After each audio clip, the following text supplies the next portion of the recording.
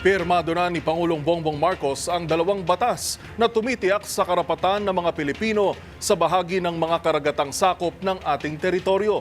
Ito ay ang Philippine Maritime Zones Act na nagtatakda ng teritoryong sakop ng Pilipinas at ang Philippine Archipelagic Sea Lanes Act na layo namang magkaroon ng sistema sa ruta na maaaring daanan ng mga dayuhang sasakyang pandagat. Ang buong detalye ihatid sa atin ni Lef Narciso. Ganap ng batas ang Philippine Maritime Zones Act at ang Philippine Archipelagic Sea Lanes Act. Pinirmahan ni Pangulong Ferdinand Marcos Jr. ang Republic Act numbers 12064 at 12065 sa isang seremonya sa Malacanang.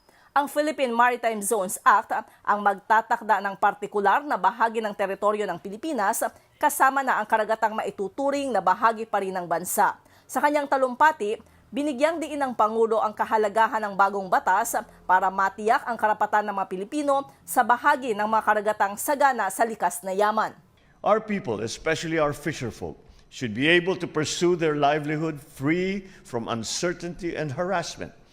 We must be able to harness mineral and energy resources in our seabed.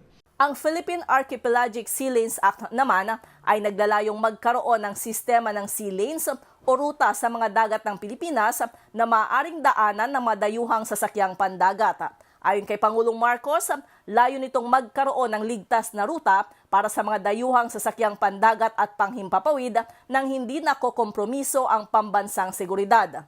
These sea lanes will offer continuous, expeditious, and unobstructed transit for vessels and air transport, while obliging them to comply with navigational regulations and procedures, as well as with the air rules of flight safety and protocols. Sabi ni PBBM, ang Philippine Maritime Zones Act at ang Philippine Archipelagic Sea Lanes Act ay nagtutugma ng mga batas ng bansa sa international laws.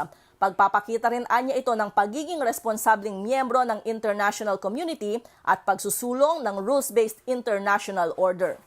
Para sa MBC TV Network News, ito si Lef Narciso. Una sa Pilipinas, una sa Pilipino.